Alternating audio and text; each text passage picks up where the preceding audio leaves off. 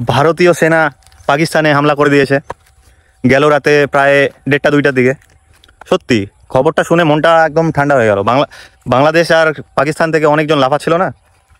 আরে বাংলাদেশের কথা তো বাদই দিলাম, পাকিস্তান থেকে অনেকজন রিল বানাচ্ছিল, মানে মিম বানাচ্ছিল, ভিডিও বানাচ্ছিল, আর আমাদের খেপাচ্ছিল যে কিছু করার দম নাই, এটা নাই, ওটা নাই, দেখিয়ে দিল তো। আর এর আগের বার যে সার্জিক্যাল স্ট্রাইকটা হয়েছিল ওটাতে কোনো মানে অফিসিয়াল স্টেটমেন্ট আসেনি আর্মির তরফ থেকে যে কতজন মারা গেছে, কোথায় কোথায় হামলা হয়েছে। শুধু বিজেপির অ্যানাউন্সমেন্ট করছিল আর হচ্ছে গদি মিডিয়া যে বালাকোটে স্ট্রাইক করা হয়ে গেছে পুলওয়ামা হামলার বদলাতে। তো এবার সেরকম না, এবার একদম 9টি ঠিকানাতে, আতঙ্কবাদী ঠিকানাতে হামলা হয়েছে। আর এটাকে ভারত থেকে শুরু করে বিদেশের যতগুলো মিডিয়া চ্যানেল আছে সবাই কভারেজ করছে। আর এটাতে পাকিস্তানের একটা মানে শিক্ষা পেয়ে গেল পাকিস্তানরা যে আতঙ্কবাদীকে সাহায্য করলে তার পরিণাম কি হতে পারে।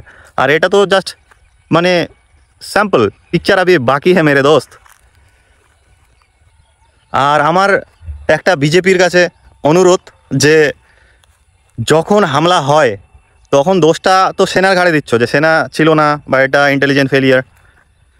তো দোষটা যখন আর্মিদের ঘাড়ে চাপিয়ে দাও তো ক্রেডিটটাও আর্মিদেরই পাওয়া দরকার, তোমাদের না।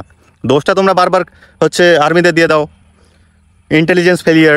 আর ক্রেডিট নেওয়ার সময় নিজেরা চলে আসো মুখ তুলে, ওরকম যাতে না হয় এবার।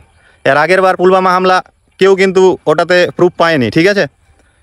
আর অফিসিয়াল স্টেটমেন্টও আসেনি আর্মির তরফ থেকে, তবু মোদিজি ওটার নামে ভোট চেয়ে বেরিয়েছিল, ব্যানার ছাপিয়ে দেওয়া হয়েছিল মোদিজির সাথে সার্জিক্যাল স্ট্রাইকের ফটো দিয়ে, মানে প্লেনের ফটো দিয়ে।